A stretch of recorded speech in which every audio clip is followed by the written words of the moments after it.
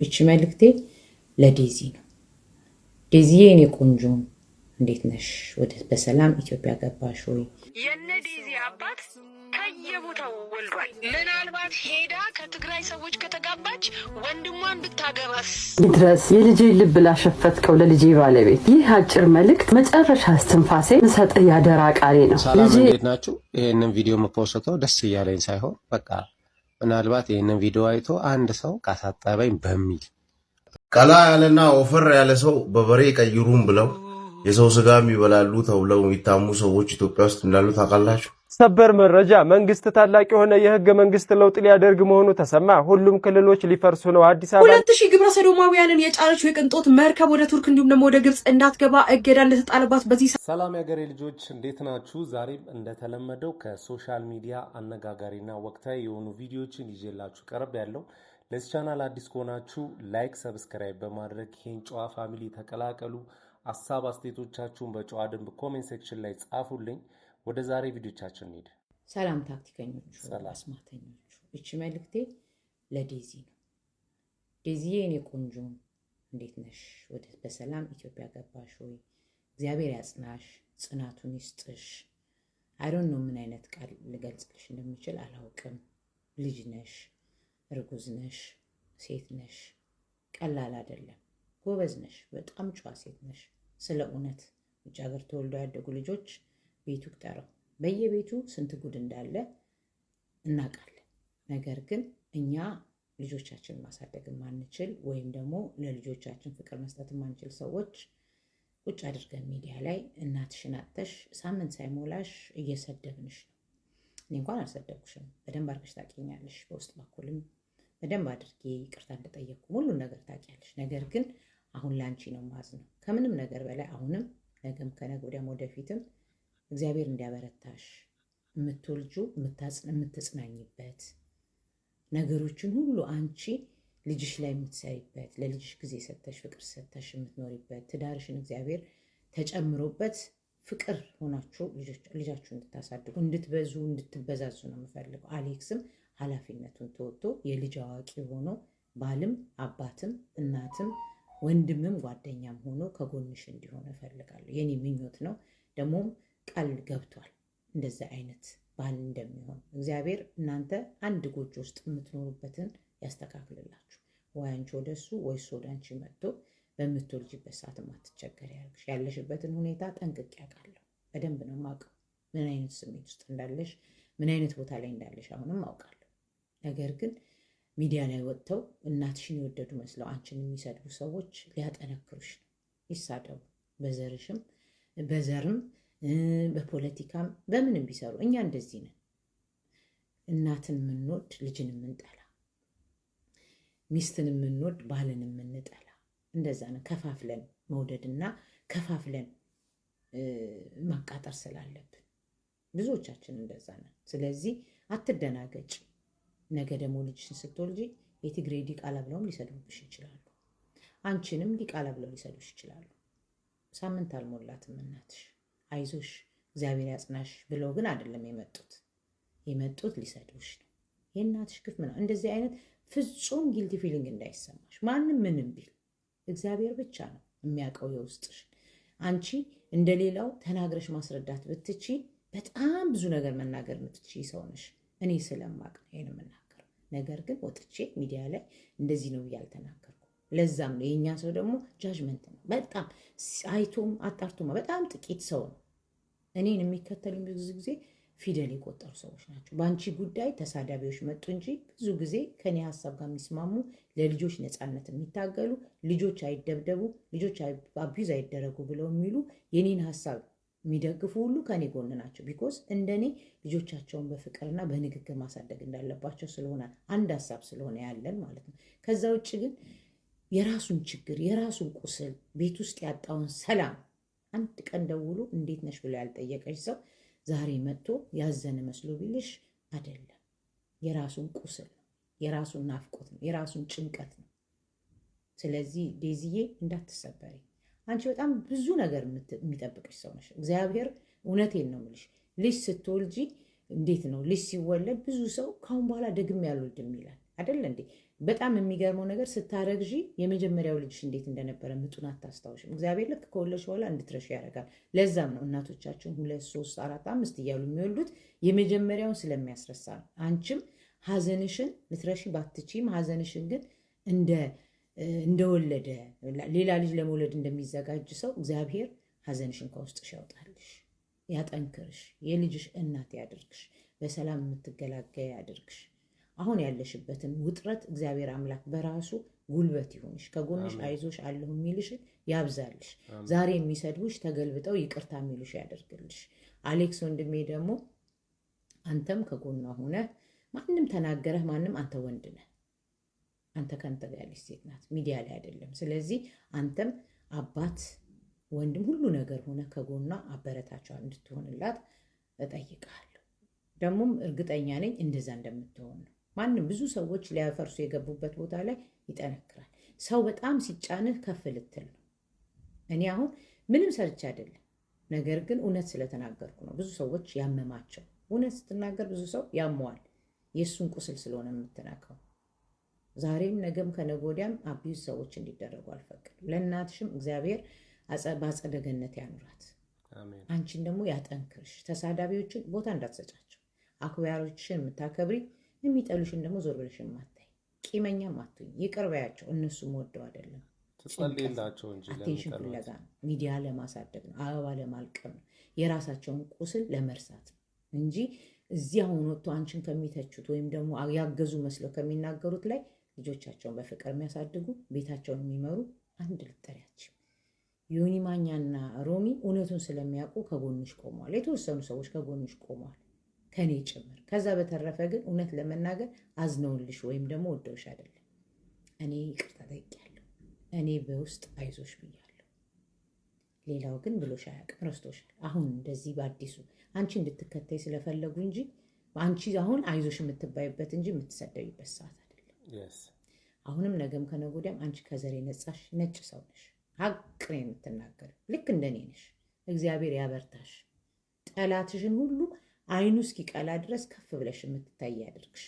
በርቺ፣ ጠንክሪ፣ አይዞሽ። ዴዚ በዚህ ሰዓት አዲስ አበባ ትግባ አትግባ ምንም ማረጋገጫ የተገኘ ነገር የለም። ግን አብዛኛው ሰዎች ሶሻል ሚዲያ ላይ እያወሩ ይገኛሉ። ወደ አዲስ አበባ ሄዳለች እያሉ ነው። እኔ በጣም እየገረመኝ ያለው ነገር እዚህ ሶሻል ሚዲያው ላይ ከ30 እስከ 50 እድሜ ያሉ ሰዎች ናቸው በዘር ተቧድ ነው እየተባሉ የሚገኙት። እና ምን ሆናችሁ ነው ማለት ለጊፍት ለገንዘብ እንደሆነ የታወቀ ነው። ግን የት ልትበሉት ነው? ያንን ገንዘብ አጠራቅማችሁ ነገ እኮ ሀገሬ ብላችሁ መመለሳችሁ አይቀር። እዛው የሰው ሀገር ላትቀሩ ትችላላችሁ። በቃ ሀገር አለኝ የተወለድኩበት ቦታ ምናምን ብላችሁ መምጣታችሁ አይቀርምና እናንተ የዘራችሁትን ያንን ሁሉ ህዝብ አለያየታችሁ አባልታችሁ ይቺ ሀገር ብትፈርስ ብትበጠበጥ በእናንተ ምክንያት ነገ ጸጸቱ አይገላችሁም? እናንተስ ራሱ ልጅቷ ተመልሳ እሱ ጋር ሄዳለች፣ ተመልሳ ሄዳለች ብለውኛል።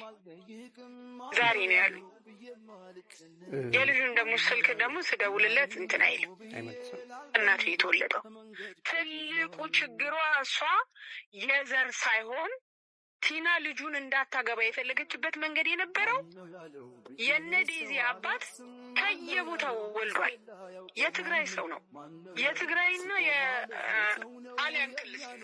ምናልባት ሄዳ ከትግራይ ሰዎች ከተጋባች ወንድሟን ብታገባስ ነው የሚል ስጋት ነው።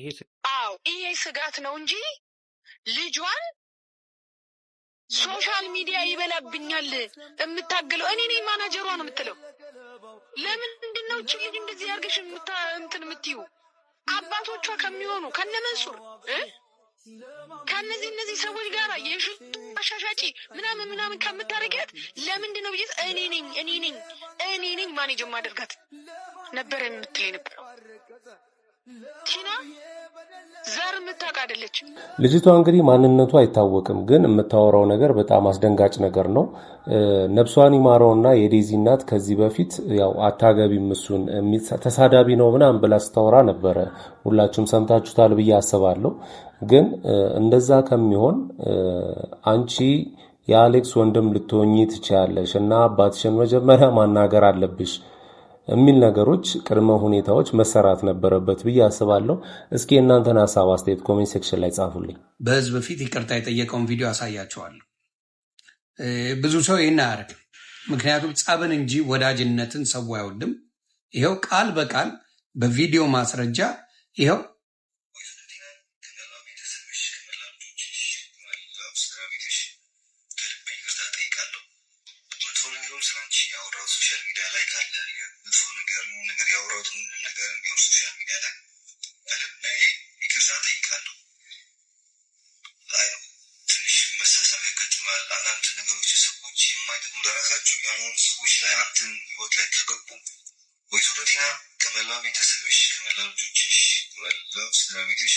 ዮኒ ማኛ እንግዲህ ከዚህ በፊት የነበረውን ቪዲዮ ነው አውጥቶ ሲያሰማ የነበረው። እስኪ ይሄን ቪዲዮ እንዳሳየ ደግሞ እኔ ሌላ ቪዲዮ አግኝቻለሁ የዮኒ ማኛ የዛኔ ዴዚና እናቷ በተጣሉ ሰዓት በማላቸው እሱ ነበርና እሱን ቪዲዮ ደግሞ ላሳያችሁ። በሚዘገንን ሁኔታ ልጅቷን አቢዩስ ታደርጋ ነበር በንግግር ከአሌክስ ጋር ከሆነች ጀምሮ ሪከርዱ አለ። የሚዘገንን ንግግሮች እናትየው ትናገር ነበር። ዱቄታ እናትን እየሰደብክ ልጇን አብሬሉን ትላለህ። ቆሻሻ ማን ቢያሳድግ ነው? ማን ቢያሳድግ ነው? እናትን እየሰደብክ ከልጅ ጋር አብሬ ሆናለሁ የምትል ወሮ በላ ዱቄታ።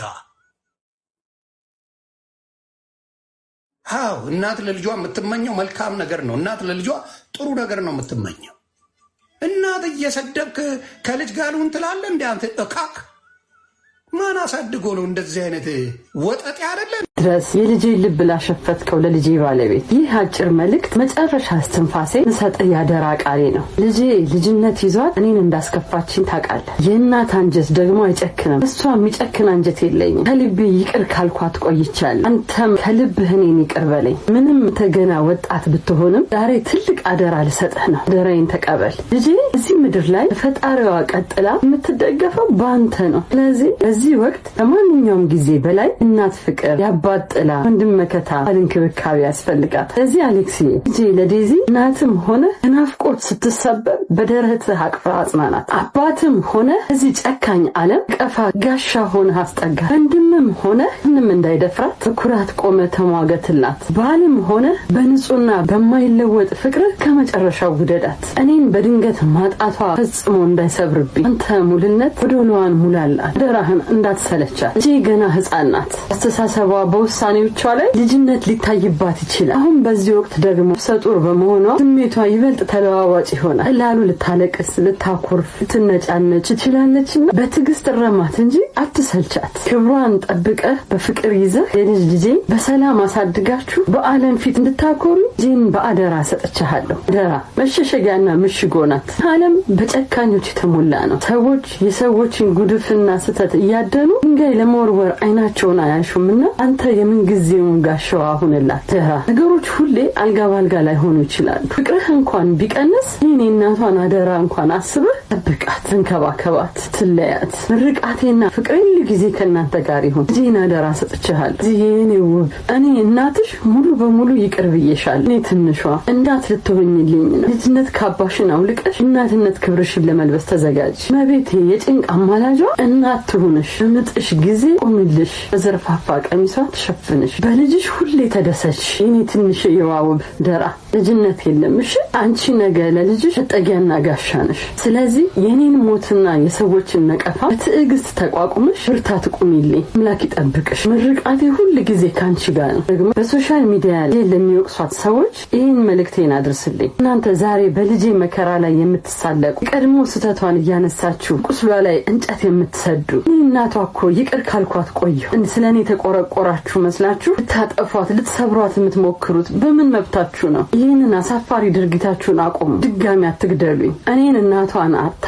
በተጎዳችሁ ላይ ሌላ ጉዳት አጨምሩባት። ልጄ እኮ ልጅ ናት። እችሉ እናት ሆኗት፣ እህት ሆኗት፣ ወንድም አባት ሆኗት። ተንከባከቡልኝ። እሷ ደስታ ነፍሴን ታሳርፋታለች። ልጄን አደራ ሰጥቻችኋለሁ። ዴዚዬና አሌክሴ መርቃችሁ ትዳራችሁ ፈጣሪ በበረከት ይሙላ። ፍቅር በሰላም ኑሩልኝ። ቤታችሁ በልጆች ይባረክ። ክፉ አይንካችሁ። ፍቅራችሁ የሶሻል ሚዲያ ዓለምና የሰው ምላስ እንዳያፈርሰው አምላክ ከክፉ ሁሉ ነገር ይጠብቃችሁ፣ ታችሁን ይባርከው። ይቅር ብያችኋል። በደስታ ኖሩልኝ ተወዳጆች። ይህንን የዴዚን እናት መልእክት በምናቤ ያስቀመጥኩት አይደለም። እኔም እናት ነኝ። አንድ ልጅ ናት ያለችኝ። ዴዚ እናትን የመጨረሻ ቃል የምትይው ነገር ካለ ብትባል እንኳን የምትለው ነገር ይሄ ብቻ ይመስለኛል። አሌክስም የእናቷን አደራ ተቀብሎ ከመጨረሻው አደራውን እንዲወጣ ብዬ ነው። የእናት ሞት ለማንም ይቆረቁራል፣ ጸጸት ይሰብራል። ከሀዘኗ በላይ እናንተም አትጨመሩባት፣ አትስበሯት። እግዚአብሔር በቃ ተው በእናታችሁ። ጠንካራ እንድትሆን ከጎኗ መሆናችንን እንግለጽላት። እግዚአብሔር ያበርታሽ። አንተም ጠንካራ ሆነ እሷ በሰላም የሚያርፈው የልጇ ደስታ ነውና ዘሯን ለመወጣት ያብቃ። አሜን። እየሰማዋት በጣም ነው ውስጤ የተረበሸው። እውነት የኔን አማርኛ ዴዚ አትሰማው። መልእክቱ ለማን እንደሆነ ታውቃላችሁ? ጎበዝ ጎበዝ ብላችሁ ከእናታችሁ ለለያችኋት። ጎበዝ ጎበዝ ብላችሁ ከእናቷ ለነጠቃችኋት። ስለ አሞራው አይደለም አውራው፣ አሞራው ይመለከታል። እኔ ግን አሁን ይሄ ምን አይነት ቆሻሻነት ነው? የሆነ ሰዋዊነት ያልተኮነ ነገር እንዴ! የሰው ልጅ እናቷን ያጣች ልጅ እና ስለ ሪሌሽንሺፕ ልክ ነበር አልነበረም ምናምን እያላችሁ ገና እናቷ ከማረፏ የሚወራላችሁ ቆይ እንዴት? እሱ ብቻ አይደለም የሀገር ሰዎች ላይፍ ከፍታችሁ ምናምን እኔ ምን አይነት አይምሮ ነው ያላችሁ? ቆይ እንዴት እኔ በዚህ ሶሻል ሚዲያ እንደ ህዝብ የበከትን እንደሆነ ነው የገባኝ። እግዚአብሔር እኔ ነገ የሆነ ነገር ብሆን እኔን ወይ የሆነ ቤተሰቤን አቃጥላችሁ እንደምትደፉ እንደናንተ አይነት ሰዎች አላችሁ። በቃ ሰው ለመግደል የተዘጋጃችሁ። እቺ ልጅ እርጉዝ ነች፣ ገና ህፃን ልጅ ነች ምናምን በቃ የራሷ የሆነ የፈለገችው የመረጠችው ሪሌሽንሺፕ አላት፣ መብቷ ነው። እናቷ እንኳን ጣልቃ ያልገባችበት ሪሌሽንሺፕ አላት፣ መብቷ ነው። ምን አረገች? እናቷ አረፈች። በቃ እንዲህ ሰው በሰላምም አያረፍም? ላይቫችሁን ቤታችሁን ከፍታችሁ ሁላችሁ ገና በንጋታው እንዲያረፈችው ሴትዮ እህት አላት፣ ወንድሞች፣ አባት ምናምን ሊኖራት አልኩ። ምንም ጥያቄ የለውም። ብቻዋን የተፈጠረች ሴትዮ አይደለች። ሰው አዘኑን አያዝንም? ሁላችሁ መጣችሁ። እኔ እንደዚህ ብዬ ነበር። ልጅቷ ምን አረገች? ሲጀመር ሁሉም ቤተሰብ ጋር ሁላችሁም ቤተሰብ ጋር ቤተሰብ ያልፈቀሩ ሪሌሽንሺፕ አለ ወይ በራሳችሁ ገጥሟችኋል ወይ ቤተሰብ ሌላ ጓደኛችሁ ወይ ወንድማችሁ አለ። ኖርማል ነገር ነው። ዛሬ መጣ ነገር አለ። የዚህ ልጅ የሚለየው ሶሻል ሚዲያ ላይ ስለመጣ ነው። እናቷ ያልፈቀደችው ነው። ሶሻል ሚዲያ ላይ ስለመጣ ነው። ኖርማል ነገር ነው። ከዛም ይኸው በሰላም እየኖሩ ነው። እንደፈለጉም ይኖሩ፣ ምርጫዋ ነው። እሷ ራሷ እንድታጠፋ ነው ምን እንድትል ነው? እቺ ልጅ የእናንተ ልክነት ለማውራት ባረፈ ሰው ላይ የምትዘባበቱት ምን አይነት ቆሻሾች ናችሁ? ኪድ ምን እንዴት ነው የምንኖረው ከእናንተ ጋር? ቢቀርባችሁ የእሷ ቪዲዮ ምን ነው ቢቀርስ? እኔ ይሄን ራሱ መስራት አልፈልግም። በጣም ስላቃጠላችሁኝ ነው። እንዲህ ሰው አያዝንም? እቺ ህፃን ልጅ ገና እርጉዝ ሆነች ልጅ ባለችበት ምን እሷን እሺ ገደልሻል ለማለት ምን ለማለት ነው? ቆይ እሷን ቆይ ምን ፈልጋችሁ ነው? እናንተ የእናንተ ልክነት ባረፈ ሰው ላይ ነው እኔ ልክ ነበርኩ እኔ ብዬ ለማለት እዚህ ጋር የምትወሩት በጣም ጎበዝ። ይሄኛው ሞርማ ጎበዝ። አንተ እርግጠኛ ነኝ ቤተሰብ ያልፈቀሩ ሪሌሽንሺፕ ውስጥ ገብተህ ታውቃለህ ወይም ሌላ ሰው ይኖራል በአንተ ዙሪያ። ሌላው ቢቀር አንተን ማንንም በጠብሷ ወዳ ሞተለታለሁ ብትል እናት ማንንም እናት ላንተ አትፈቅድም። የምታቀልሽ ቲክቶክ ላይ አንተን ያውቀች እናት ማንንም እናት አትፈቅድም። ግን ቺኳ ከሆነች ትሁን ብለህ ነው የምታገባት። እንዴ ኖርማል ነገር ነው። ዘላችሁ መጣችሁ እኔ ልክ ነበርኩ ብሎ ለማውራት ይሄን ያህል ባረፈ ሰው በሰላሙ ላይ አያርፍም ብላችሁ ደግሞ ያለውንም ልደፉት ነው። እሷን ልደፉ ምን እንዲሰማት ነው? ምን አይነት መፍትሄ ለማምጣት ነው? እንደዚህ ሰፍ ብላችሁ ምን ለፈልፉት? ቆሻሾች ናችሁ። በቤታችሁ ይግባ እንግዲህ አይባል፣ ግን ቅመሱት አልቆባባቢ። እኔ ከዚህ በፊት በሰራሁት ቪዲዮ ተናግሬ ነበረ። በቃ መውቀሱ ይቁም። ከዚህ በፊት ሲጣሉ ተረባርባችሁ ማስታረቅ ነበረባችሁ። አለቀ። ያንን ነገር በደንብ ጥረት አድርጋችሁ ሳታስታርቁ አሁን ሰው ከሞተ በኋላ እንደዚህ ማውራት ሁሉም ላይቭን ከፍቶ እኮ ይደፈልፋል። በቃ ለሽቀላ ለራሳቸው ብለው እሷ እንደዚህ ብላ እንደዚህ አድርጋ እኔ ከዚህ በፊት እንዲህ ብዬ ነበር ምናምን የማይመስል ነገር በቃ ይሄ አይደረግም። በእናንተ ቤተሰብ ላይ እንደዚህ ቢደረግ ደስ ይላችኋል? በእኔ ላይ ቢሆንስ ብላችሁ ማሰብ መቻል አለባችሁ። አንዳንድ ሰዎች ደግሞ ኮሜንት ላይም የሰደባችሁኝ ያላችሁ እናንተ ጤነኛ አመስሉኝም። ጭንቅላታችሁ ውስጥ በረሮ ገብቷል መሰለኝ። እኔ ምን አድርጌ ማለት እንደዚህ ልጅቷን አታርጉ ሁለት ነፍስ ነች እንዲህ ነች ምናምን ስላልኩ ነው? አይደረግም። መሳደብ የለባችሁም። ስድብ ችግር የለውም። እኔ ምንም የሚያደርገኝ ነገር የለም፣ አይገለኝም። ግን እናንተ አስተሳሰባችሁ ልክ አመስሉኝም። አመናችሁም አላመናችሁም ማለት ነው የእነዚህ ሰዎች ጉዳይ በጣም የብዙ ሰዎችን ህይወት አጨልሟል፣ እውነት ለመናገር ማለት ነውና ገና የዛን ጊዜ እናትየዋ አንድ ብቻዋን ነች። በቃ አይኗ የተጨፈነ በፍቅር ምንም ማየት የማትችል ልጅ ነው የያዘችው። እሷ ነች ተሸናፊዋ እና ሲሏት የነበሩት ልጅሽን ተናገሪ፣ ልጅሽን ውሰጂ ምናምን ነገር ነው። የልጇን ጆሮ ደፍ ነው ማለት ነው። እና ለዚህ አሞራው በምትባል እና እሱ አካባቢ ያላችሁ ሰዎች አሁን እናትየዋ ሞታላችኋለች፣ እንደፈለጋችሁ ማድረግ ትችላላችሁ። እርግጠኛ ነኝ ዴዚም ከዘመዶቿ ትክክለኛ ግንኙነት አይኖራትም ካሁን በኋላም በሚሆነው እና አንዳንዶች እየመጣችሁ ደግሞ ቀኗ ደረሰ፣ ቀኗ ነው፣ እንደዚህም ነው እንደዚህ ነው ምናምን ነገር የምትሉት ማለት ነው። እንዴ አንዳንድ ጊዜ እኮ ራስህንም ካልጠበቅ ቀንህን እድሜህን ታሳጠረዋለህ። ታውቃለህ፣ እድሜህ ይጠርስባል ስንታል እንደዚህ አይነት ነገር አለ። እቺ ሴትዮ ልጇን በቃ የመኖር ትርጉሟን ነው የተነጠቀችው። እድሜ ልክ የለፋችባት ነች። በሱ በኩል ያሉት በቃ እሷ በፍቅር እንደታወረች ስለሚያውቁ ምንም ነገር እንደማይመጣ ያውቃሉ። እና ያን ያህል ወጥቶ እሱ እናቷንም ሲሳደብ ምንም ሲል እናት ለለችበት ቀለበት ሲደረግ እናት ለለችበት እርግዝና ሲከበር ምናምን እና ሴትዮዋ ለማን የምትኖር አድርገው ነው የሚቆጥሩት። ስለዚህ ምን ያክል ቀን እንቅልፍ የተኛች ይመስላችኋል ዴዚ ከሄደች በኋላ ስታስቡት ማለት ነው። እኔ በበኩሌ ማለት ነው ከዚህ ኬዝ በኋላ እግዚአብሔርን የሆነ እናቴ ምናምን ስትለኝ እናቴ ዞር በናትሽ ምናምን ነገር ማለት ጀምሬያለሁ። እግዚአብሔርን በቃ ብዙ እናቶች እና ለምኑ ነው የምለፋው ብለን እንድናስብ አድርጋችኋል፣ በሱ አካባቢ ያላችሁ ማለት ነው። እና እግዚአብሔር ደግሞ ይፋረዳችኋል። እግዚአብሔርን ይፋረዳችኋል ማለት ነው። የብዙ ሰዎችን እሷን ብቻ አይደለም የገደላችሁት፣ ብዙ እናቶችን ተስፋ አጨልማችኋል። በቃ ለምኑ ነው ይሄን ያህል የምለፈው? ለምኑ ነው ራሴን ታውቃለህ። አንድ ሴት ከወለደች በኋላ እኮ ህይወቷን ሙሉ ለሙሉ ስጥት ነው የምታደርገው። በዛ ላይ ደግሞ አንድ ልጅን ዴዚን አስመስሎ በውጭ ሀገር ማሳደግ ክብደቱን እኔ እናቶች ታውቁታላችሁ ምን ያህል ከባድ ሊሆን እንደሚችል፣ ውጭ የሚያድጉ ልጆች ምን ያህል አስቸጋሪ እንደሆኑና ዴዚን ደግሞ እንዴት በስነስርዓት ቀርጻ እንዳሳደገቻት እኔ ቃላት ያንሰኛል። በየትኛው መንገድ እኔ በጣም ለልጆች አልተኛም። በቃ ቁጭ ብዬ ቡና የሚጠጡ ሰዎች ጋር ተሰብስቤ ልጆቼን አላውልም እና ልጆች የት ነው ማያቸው ምናምን የሚለው ነው ያለው እሱን እንኳን እና እንደዛም ሆኖ ግን እኔ ዴዚን ሰዓት በቃ ድሪም የሆነች ልጅ እኮ ናች። እንደዛ አድርጎ ልጅ ማሳደግን ራሱ ይቻላል ወይ የሚለውን ምን ያህል መስዋዕትነት እንደከፈለችበት ይታያል። እና የብዙ እናቶችን ህይወት ነው ያጨለማችሁት። እግዚአብሔር ታዲያ ለምኑ ነው የምለፈው ነው ያስባላችሁት? ልጆቻችንን እንድንጠላቸው ነው ያደረጋችሁት። እና የዚህ የአሞራ ቤተሰቦች እግዚአብሔር ይፋረዳችሁ በእውነት እናንተ። እሺ እነሱ ልጆች ናቸው ተብሎ እንኳን ቢታሰብ እሱ ማቹርድ ነው እንደሷም አይደለም ቢታሰብ እናንተ የሚሆንና የማይሆን አታውቁም እንዴ? የሚሆንና የማይሆን በቃ ለአንድ ጋብቻ የእናት ፈቃደኝነት ግልጽ አይደል እንዴ? እና እኔ በጣም እግዚአብሔርን በጣም ነው እኔ በጣም እንደዚህ ሰንሰት አይደለም፣ ግን የእሷ ጉዳይ በጣም ከመጀመሪያው ጀምሮ ያብሰለሰለኝ ጉዳይ ነው። እና ብቻ ለማንኛውም ህይወትን አስተካክሎ ዴዚ አይኗን ከፍታ የምታይበት ጊዜ ይመጣል። እስከዛ ድረስ እንደልባችሁ ተጫዋቱባት። የእናንተ ነጭ አሁን አሸንፋችኋል ጎበዞች። ይቺ ልጅ ያወራችው ነገር እውነቷን ነው። እኔም ላይ ደርሶብኛል።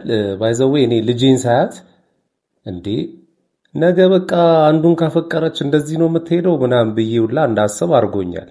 እስኪ እናንተ እንደዚህ እንድታስቡ አድርጓችኋል? እናንተ ክረምትና እሸት ሲባል ለእናንተ የሚታያችሁ ይሄ ነው አይደለ? በየቦታው በየመንገዱ ላይ በቆሎ ሲቀቀል እናያለን፣ በቆሎ ሲሸጥ ሲጠበስ እናያለን። ቤት ውስጥም ዝናብ ውጭ እየዘነበ በደንብ አሟሙቆ በቆሎ መጥበስ ምናምን እንደ አይነት ነገሮችን እናያለን አይደለ?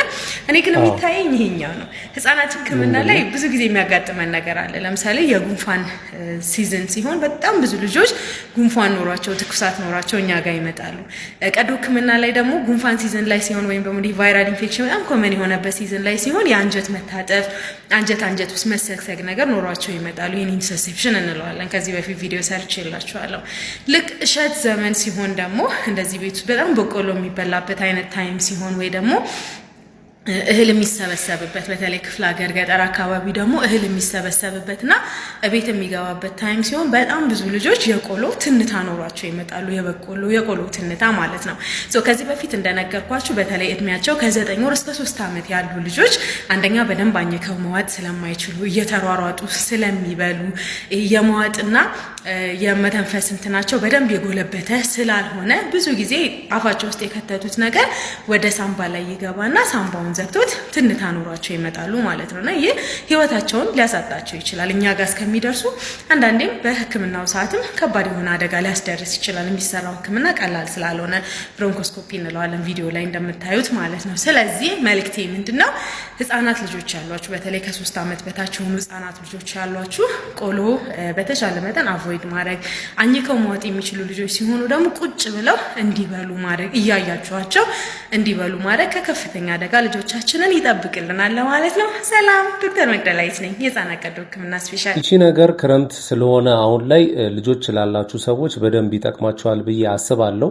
አሁን ላይ ኢትዮጵያ ህገ መንግስት ልታሻሽል ነው። ክልል የሚባል ነገር ሊቀር ነው እየተባለ ነው። እስኪ እሱን ቪዲዮ ደግሞ ላሳያችሁ። ሰበር መረጃ፣ መንግስት ታላቅ የሆነ የህገ መንግስት ለውጥ ሊያደርግ መሆኑ ተሰማ። ሁሉም ክልሎች ሊፈርሱ ነው። አዲስ አበባና ድሬዳዋ ትልቅ ለውጥ ሊደረግ ነው። የገዢው ብልጽግና ፓርቲ ለሀገራዊ ምክክር ኮሚሽን ያዘጋጃቸው አጀንዳዎች ይፋ ሆነዋል። በገንዘብና በጂኦግራፊ ብቻ የተመሰረቱ አዳዲስ ክልሎችን ለመፍጠር አሁን ያሉት በብሔር የተዋቀሩት ክልሎች እንዲፈርሱ ሀሳብ ቀርቧል። ይህ አቋም በኦሮሚያ አመራሮች ዘንድ ከፍተኛ ተቃውሞ ያስነሳ ሲሆን አዲስ አበባና ድሬዳዋ ደግሞ ራሳቸውን የቻሉ ሙሉ ክልል እንዲሆኑና የኦሮሚያ ልዩ ጥቅም ቀርቶ ወደ ጋራ ጥቅም እንዲቀየር ተጠይቋል። በተጨማሪም የፌዴራሉ ስርዓት ምሰሶ ተደርጎ የሚወሰደው የአንቀጽ 39 እስከ መገንጠል የሚለው መብት ሙሉ በሙሉ እንዲሰረዝ፣ የህገ መንግስቱ መግቢያም ከብሔር ብሔረሰቦች ወደ ብዝሃ ብሔራዊ ህዝቦች እንዲቀየር ሀሳብ ቀርቧል። መሬትም የመንግስት መሆኑ ቀርቶ በግል ባለቤትነት መግዛትና መሸጥ እንዲቻል በአዋጅ እንዲመራ አቅጣጫ ተቀምጧል። ይህ ታላቅ ለውጥ የሀገሪቱን ቀጣይ ዕጣ ፈንታ ሙሉ በሙሉ ሊቀይረው ይችላል ተብሏል። ሀሳባችሁን በኮሜንት አጋሩ። እቺ መገንጠል የምትባለው ነገር አንቀጽ 39 ነች አይደል? እሱ ነገር እስካሁን እንዴት እንደቆየ ለምን አቆዩት እነሱ? ሲጀመር ሰላም እንዴት ናችሁ? ይሄንን ቪዲዮ መፖስተው ደስ እያለኝ ዛሬ ሰራላት ከስተመር ያስደነገጣ ይሄ ነበር። አንድ ሰው ታጣጣበኝ በኢየሱስ ስም ታጣጣበኝ ከሚድ የተነሳ እንጂ ቫይራል እንዲወጣ የሆነ እንትን ፌመስ ለሞ ምናምን አይደለም። በቃ ይሄንን ቪዲዮ መፖስተው ይሄንን ቪዲዮ አይቶ አንድ ሰው እንዲያሳጥበኝ ነው። እኔ ላይክ ማታድርጉልኝ፣ ኮሜንት ማትስጡኝ ምንም አልፈልግም። ብቻ የሆነ ሰው ይሄንን ቪዲዮ አይቶ አለቀ። ለኔ በቃ እሱ ነው እንጂ ላይክ ኮሜንት ሪፖስት አልፈልግም። እኔ ምንም አይሰራልኝም። የእናንተ ኮሜንትም ላይክም ቪው ምንም አልፈልግም። ብቻ አንድ ሰው ጋር ደርሶ እሱ ሰውዬ ያሳጥበኝ፣ ያ ለኔ በቂ። እነዚህ ሰዎች ግን ጤነኛ ናቸው? ቀላ ያለና ወፈር ያለ ሰው በበሬ ቀይሩም ብለው የሰው ስጋ የሚበላሉ ተብለው የሚታሙ ሰዎች ኢትዮጵያ ውስጥ እንዳሉ ታውቃላችሁ? ቦታና አካባቢ ከጠራን እንቀያየማለና ከሰዎች ጋር የምታውቁ ሰዎች ከፈለገ ኮመንት ላይ ጻፉ።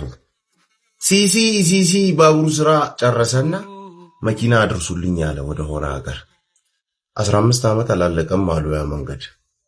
ከዛ ለምንድን ነው እንደዚህ የሚሆነው ስንል በተለይ ዘላለም የምትባል ድሬዳዋ ሲሚንቶ ደላላ፣ ቴዲ የምትባል ቻይንኛ አስተርጓሚ ካላችሁ ኮመንት ላይ ጻፉ።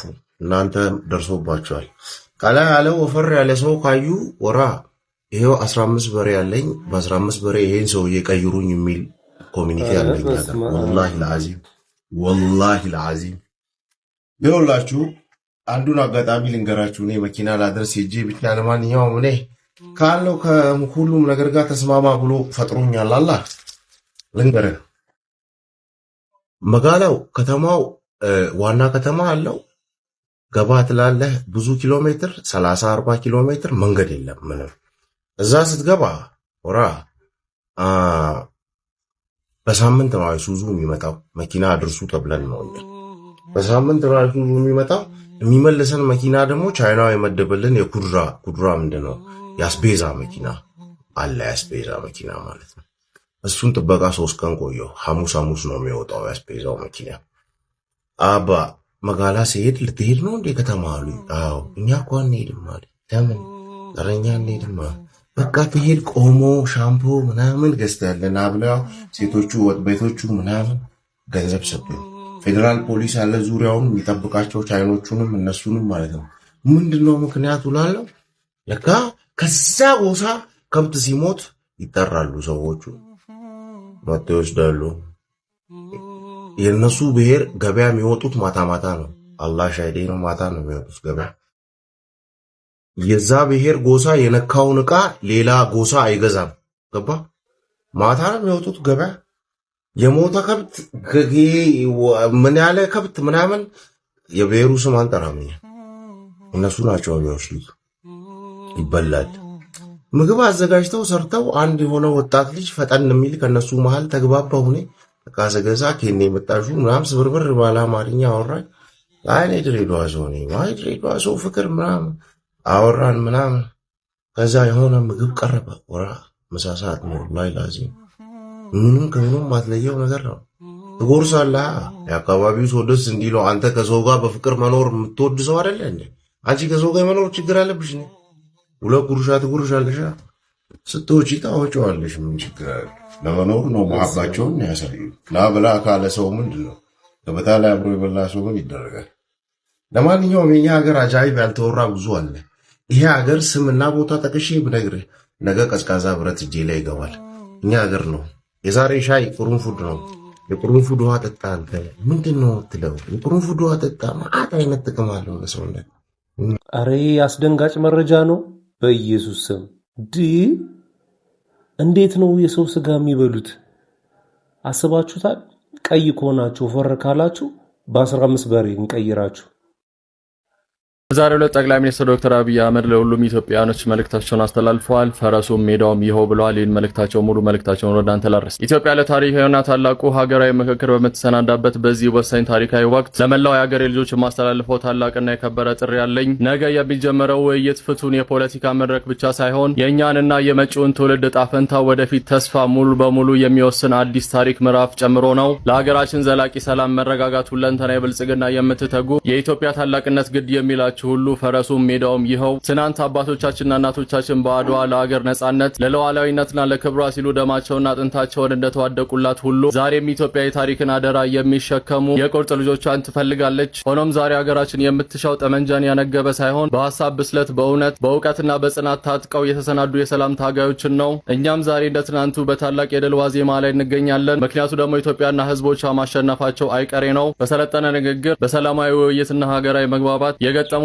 ፈተናዎች በሙሉ አልፈን ወደ ብልጽግና በጋራ እንሻገራለን ሲሉ የኢትዮጵያ ጠቅላይ ሚኒስትር ዶክተር አብይ አህመድ በአሁኑ ወቅት ለኢትዮጵያኖች በሙሉ መልእክታቸውን አስተላልፈዋል። ብሩክ ነኝ። መልካም ቀን ይሁንላችሁ። 2000 ግብረ ሰዶማውያንን የጫነችው የቅንጦት መርከብ ወደ ቱርክ እንዲሁም ደግሞ ወደ ግብጽ እንዳትገባ እገዳ እንደተጣለባት በዚህ ሰዓት በሁለቱ ሀገራት በኩል መረጃዎች እየወጡ ይገኛሉ። መነሻዋን ከአሜሪካ እያደረገችው ይህች የቅንጦት መርከብ እንግዲህ አትላንቲስ ኢቨንት በተባለ አንድ የጉዞ አዘጋጅ አማካኝነት 2000 የሚደርሱ ግብረ ሰዶማውያንን ጭና በተለያዩ ሀገሮች ላይ ጉብኝት እያደረገች ሲሆን በዚህ ሰዓት እንግዲህ ወደ ቱርክ በማቅናት ላይ ነበረች። ነገር ግን ቱርክ ማለት ነው የትኛውም አይነት ወደቦቿን እንዳትረግጥ እንዲሁም ደግሞ ወደ ቱርክ እንዳትመጣ እገዳ ከጣለችባት በኋላ መርከቧ ማለት ነው ጉዞዋን ወደ ግብጽ አድርጋ ነበረ። በግብጽ በኩልም ወደ ሀገራቸው እንዳይደርሱ እንዲሁም ደግሞ ወደ ወደባቸው እንዳይደርሱ ማስጠንቀቂያ መስጠታቸው ነው እየተነገረ የሚገኘው። ይህ የጉዞ ወኪል እንግዲህ መዳረሻውን ወዴት እንደሚያደርግ አይታወቅም። ነገር ግን በቱርክ እንዲሁም ደግሞ በግብጽ በኩል እገዳ ተጥሎባቸው ወደ ሀገራቸው እንዳይገቡ ተከልክለው ማለት ነው በዚህ ሰዓት በባህር ላይ ይገኛሉ። ነገር ግን መዳረሻቸውን ወዴት እንደሚያደርጉ አይታወቅም የሚሉ መረጃዎች ናቸው በዚህ ሰዓት እየወጡ የሚገኙት ከግብጽ በኩል እንዲሁም ደግሞ ከቱርክ በኩል።